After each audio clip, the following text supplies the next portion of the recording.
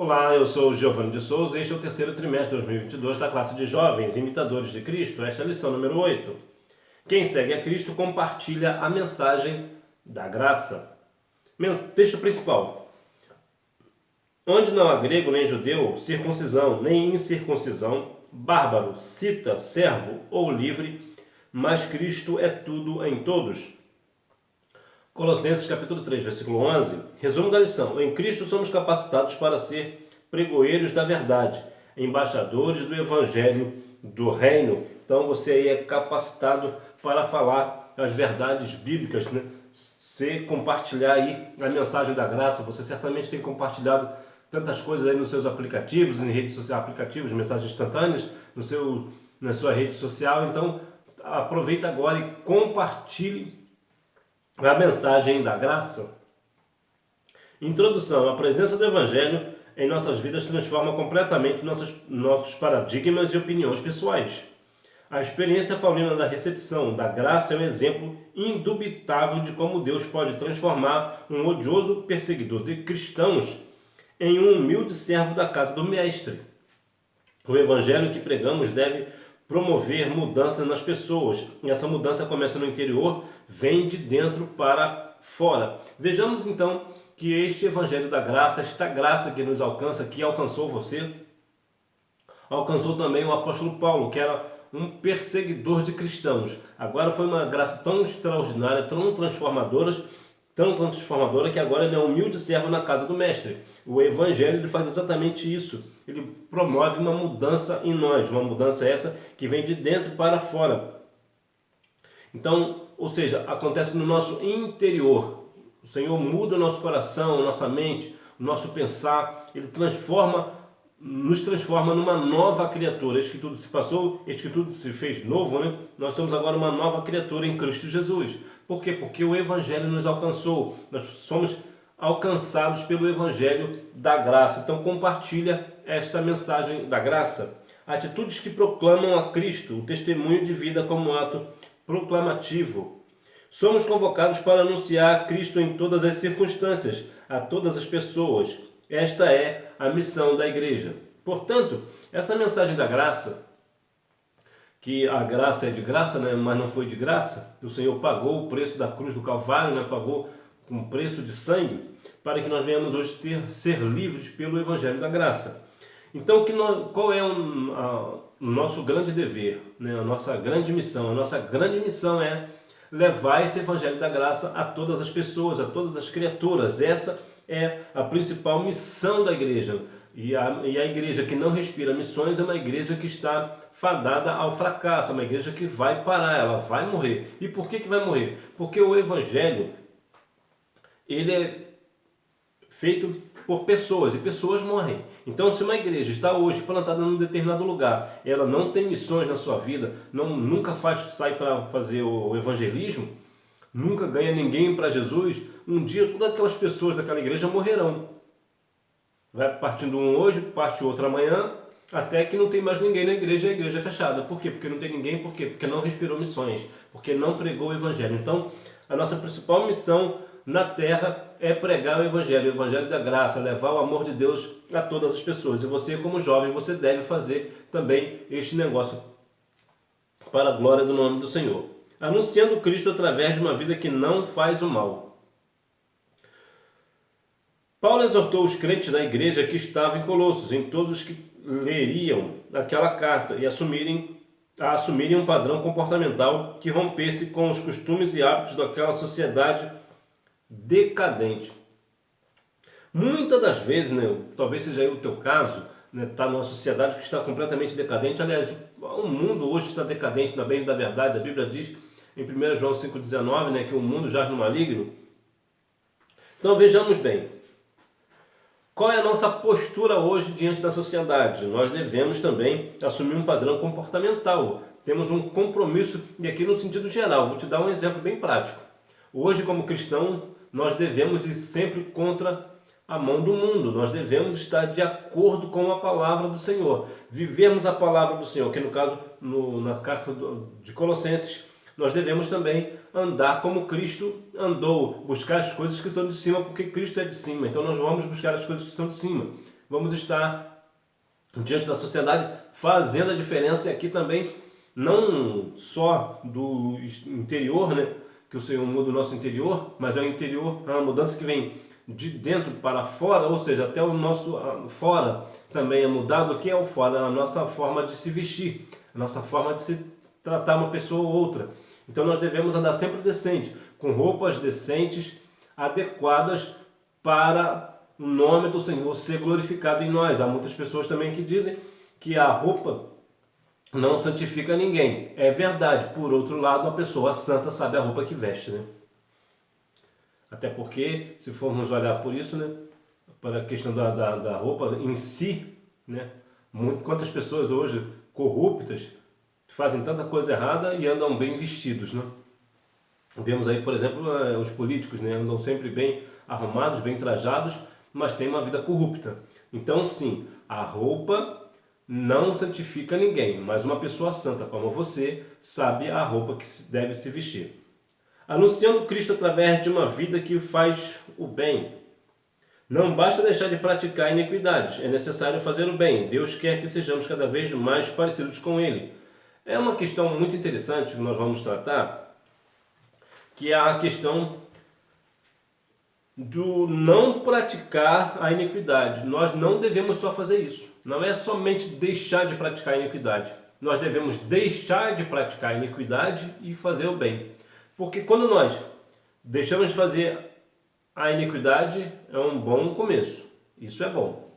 Mas quando nós podemos fazer o bem e nós não fazemos, nós estamos pecando. Então nós devemos deixar a iniquidade e praticar o bem. Nós devemos andar dos dois lados. Nós devemos fazer as duas coisas. Não praticar a iniquidade e praticar o bem. Porque assim estamos anunciando a Cristo através de uma vida que faz o bem. Então as pessoas não têm, inclusive, não vai ter o que te falar sobre você, por exemplo, né? Porque você não pratica a iniquidade e você faz o bem. Então você está dando testemunho de Cristo. Cristo, toda a mensagem de todos. O dever evangelístico é para todos. Se algo em sua vida ou em sua igreja está sendo feito, mas não visa a proclamação do evangelho, não deve ser realizado, pois isso não vem de Deus. Principalmente os jovens costumam sempre criar algumas situações dentro da igreja. Isso aqui é para chamar os jovens, é para chamar a atenção de jovem. Não, isso aqui vai agregar aqui e vai trazer mais pessoas para a igreja. Não, não traz. E ainda que trouxer, vai ser para inchar a igreja. Por exemplo, você cria lá alguma coisa na sua igreja. Você não vai fazer isso. Você é uma pessoa séria, você não vai fazer isso. Mas imagina que você vai para um lugar e chega numa igreja e aquela igreja criou ali uma situação de deixar a igreja mais bonita, por exemplo, no sentido de deixar ela mais nova, né, com luzes e globos, isso, aquilo. Bom, as pessoas vão lá porque o ambiente lá é legal, mas ficou nisso. Ou porque talvez tenha uma peça de teatro muito boa, ou dança profética que fala, né? Dança profética, eu nunca entendi esse negócio de dança profética, né? Mas vamos deixar isso quieto. O que aquela pessoa está fazendo ali? Nada. Ele só vai ali para ver uma dança, para ver uma peça de teatro e ficou nisso. Quando nós estamos fazendo algo na igreja é para proclamar o evangelho. Algumas pessoas até vão articular. Não, mas é que a dança profética, a peça teatral que vai edificar pessoas. É possível, eu acredito. Eu já vi algumas que realmente tocam na alma, é verdade. Mas isso é minoria. A grande maioria é somente entretenimento. Então se alguém está indo para a sua igreja por causa de entretenimento, quando acabar o entretenimento, ela vai embora. O que nós devemos pregar na igreja, fazer na igreja, é pregar o evangelho da palavra. É pregar a palavra, viver a palavra. É ter os dons espirituais. É isso que traz pessoas para a igreja. A Bíblia diz que é o Espírito Santo que convence o mundo a pegar a justiça do juízo. Então nós não devemos ficar inventando situações para agregar e chamar jovem. O que chama a atenção é poder de Deus. E para ter poder de Deus, precisamos ter intimidade com Deus. Então tem intimidade com Deus que o povo vem. Então se a tua igreja está fazendo alguma coisa que não está proclamando o Evangelho de Jesus, então não faça. Jesus é a origem e a causa das nossas capacidades evangelísticas. Eu vou aqui abrir um outro parecer, que se porventura na tua igreja está fazendo uma ação social, a princípio não é para pregar o evangelho. Em princípio é para fazer uma ação social, né? Fazer uma coisa bonita ali, entregar cesta básica, ou ter tratamento dentário, entre outras coisas. Atendimento em questões de advocacia, isso é plausível, isso é louvável. Mas aí junto também é sempre tratando de missões. Faz isso numa questão missionária. Então, de uma forma indireta, também está pregando o evangelho. Por quê? Porque vai usar de testemunho da igreja para proclamar o evangelho. Então, nesse ponto de ação social, ela também é vista como uma forma de proclamar o evangelho de Cristo, então, portanto, ela é correta. Jesus é a origem e a causa das nossas capacidades evangelísticas. Devemos nos esforçar para conhecer bem as pessoas a quem iremos anunciar Cristo, pois é nosso dever contextualizar ao máximo as boas novas de Jesus de uma forma que as pessoas compreendam a mensagem das boas novas.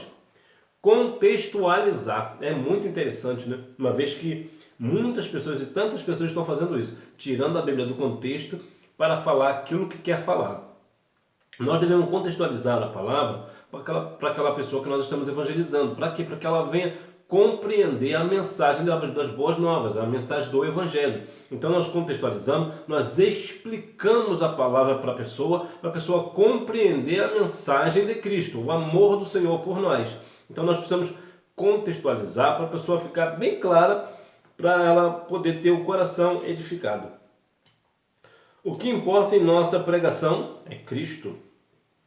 Se nos interessa falar do amor de Jesus, denunciar o pecado para revelar Jesus, orar por milagres para que os incrédulos vejam o poder do Salvador, servir uns aos outros até que sintam a presença de Deus em nós, não fomos nós chamados para agradar as pessoas com palavras sofisticadas, que ao invés de convidá-las à salvação, apenas anestesiam os seus pecados.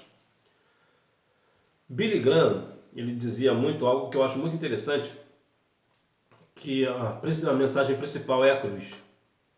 Nós devemos falar da cruz. Quando nós falamos de Cristo, Cristo é a nossa mensagem principal. É o amor do Senhor por nós. Cristo crucificado na cruz, que foi ressuscitado dentre os mortos ao terceiro dia. Por que isso é importante? Porque hoje vemos nas igrejas pregação de tudo, menos de Cristo. Fala-se de tudo, menos que Jesus morreu na cruz no Calvário, para que nós venhamos ter a salvação, ter vida eterna. Isso quase não se fala mais. Por quê? Porque muitas igrejas hoje estão usando de entretenimento, igrejas que muitas das vezes funcionam como empresas, para dar lucros aos seus líderes, pastores, chamados de pastores, né, que na verdade não são pastor nada. Então, eles não vão pregar a salvação, eles vão pregar o entretenimento, vão pregar uma coisa bonita, aquela coisa agradável aos olhos, que não precisa de você fazer renúncia, que você pode ficar vindo do jeito que está e continuar do jeito que você está, que você não precisa mudar nada, porque Jesus te aceita do jeito que você é. Aí a pessoa chega lá toda errada e continua toda errada, passa a vida errada e se continuar assim, vai para a perdição eterna. Por quê? Porque fez tudo errado, porque a mensagem central daquela igreja não era Jesus crucificado. Então a nossa mensagem principal é Cristo. Portanto, fale de Cristo. Fale que Ele morreu na cruz do Calvário por nós e que ressuscitou ao terceiro dia. É isso que é a mensagem da graça. É isso que nós devemos compartilhar. O amor de Cristo por nós. Pregando o amor, corresponda à honra de ser chamado por Cristo. Os que foram chamados por Deus não podem viver como se fossem ignorantes quanto à graça e à salvação adquiridas por Jesus. Quem foi alcançado pelo Evangelho, para pregar o Evangelho, deve viver nos critérios do Evangelho. Paulo convida os leitores de sua epístola a viver o padrão do reino, pois de nada adianta ser pregador e perder a própria alma em vaidades e pecados. Quantas pessoas hoje até pregam bem, têm eloquência, têm o dom da palavra até, mas vai para a perdição eterna. Por quê? Tem até ganhado pessoas para Cristo, mas vivem uma vida de vaidades e pecados. Vivem uma vida não está dentro dos parâmetros do Evangelho. E como Deus tem compromisso com a sua palavra, até se um papagaio falar a palavra, Deus vai fazer cumprir. Ou um corvo, né? Se um corvo falar também a palavra do Senhor, o Senhor também vai fazer cumprir. Por quê? Porque é a palavra do Senhor. Então, muitas pessoas têm se enganado, dizendo, eu sou uma pessoa de Deus, eu sou um homem de Deus, eu sou uma mulher de Deus, porque eu prego e pessoas aceitam a Cristo como Salvador. Como se ela fosse responsável por convencer aquela pessoa do pecado, da justiça e do juízo. Como se essa pessoa fosse a dona da palavra. Dono da palavra é o Senhor. É o Espírito Santo que convence o homem do pecado, da justiça e do juízo. Então nós somos apenas um canal de bênção para as pessoas. Nós somos um canal de bênção, instrumento de Deus na vida de alguém para que essa pessoa vá para as mansões celestiais juntamente conosco, né? Então não adianta as pessoas estarem pregando, às vezes até pregam bem, até ganham almas para Jesus, mas vive uma vida de vaidade e pecado, portanto, se continuar assim e não se converter, vai passar a eternidade sem Cristo. A seriedade da evangelização. Num dos momentos mais marcantes do Evangelho, o mestre perdoa uma mulher que flagrantemente havia pecado. Entretanto, Jesus afirmou, vai-te e não peques mais. O Salvador não precisou fazer um interrogatório inconveniente, apenas um perdão exortativo, uma graça repreendedora. Inclusive uma graça repreendedora, mas que também uma graça salvadora. Aquela mulher ia ser apedrejada, iria ser morta, mas a graça de Cristo, né, o Cristo ali, tirou ela da morte, tirou ela da perdição, mas não ficou por aí. O Senhor deu uma palavra firme para ela. Vai e não peques mais. Ou seja, o Senhor estava falando, você não pode viver esta vida do jeito que você está vivendo. Você precisa ter uma nova vida. Você precisa parar com essa vida de pecado. Então, essa é a seriedade da evangelização. Nós não devemos ficar numa evangelização, ou em alguns casos na igreja, né, que algumas pessoas fazem essa prática, de ficar fazendo interrogatórios inconvenientes, né, principalmente para aquela pessoa que porventura está possuída por um espírito maligno, que é manifestado dentro da igreja, e as pessoas começam a fazer interrogatório para o demônio. Isso não é algo de Deus. O que nós devemos fazer em casos assim é repreender aquele demônio e libertar aquela pessoa, para que não venha assim ter inconveniências, perguntas inconvenientes, e nem a questão da inconveniência da pergunta, necessariamente da pergunta, mas é porque para quem está sendo usado pelo demônio é uma situação humilhante. Então o que nós devemos fazer é repreender esse mal e não ficar dando ibope, né, para Satanás. Nós devemos repreender e ponto. Repreende no nome de Jesus e deixe essa pessoa livre para a glória do nome dele, para que essa pessoa também aceite Cristo como Salvador. Então o que nós devemos viver é o quê? Uma vida de perdão. É um perdão que um perdoando os outros. Nós devemos, assim como Jesus perdoou aquela mulher, nós devemos também perdoar uns aos outros. Essa é a seriedade da evangelização. Só há pregação do evangelho onde há amor. É por isso que uma pregação genuinamente cristã não pode ser odiosa, pois este não é o padrão divino. Num tempo de tantos conflitos, que a igreja seja um lugar de apaziguamento das tensões, o ponto de equilíbrio em meio aos caos. Vivamos o amor. Falar de amor é extremamente fácil, é prazeroso, mas viver o amor é um outro negócio. Semana passada, uma jovem me fez uma pergunta muito interessante. Qual é a diferença de um amor e paixão? É a mesma coisa? Eu disse não. É bem diferente. A paixão é aquilo que eu tenho, é aquilo que eu quero para mim, de modo geral. Aí eu comentei para ela. A paixão é como um fogo de artifício. Explode, fica lindo, colorido e depois apaga. O amor é diferente. O amor é como uma fogueira, que ela fica ali acesa toda a vida. De uma forma, claro, geral, né? A fogueira vai durar muito mais tempo do que uma paixão, do que um fogo de artifício, né? Aí eu expliquei para ela que o amor, a diferença do amor entre paixão, a principal é a seguinte, que a paixão é aquilo que eu quero para mim. Alguém tem uma paixão por alguém, então quer aquela pessoa só para ela, aquela pessoa só pode ser dela. O amor põe a outra pessoa em primeiro lugar. Enquanto a paixão me põe em primeiro lugar, primeiro eu, você é minha, isso é em primeiro lugar, eu. O amor não, o amor põe a pessoa em segundo plano, né? No caso, agora que eu amo uma pessoa, agora eu boto essa pessoa em primeiro lugar. Isso é o amor. Então é isso que nós devemos fazer, se colocar no lugar do outro. É fazer não querendo uma recompensa para se mostrar, mas por uma questão que nós fomos alcançados pelo amor de Cristo, então nós devemos também levar esse amor, colocar as pessoas em primeiro lugar.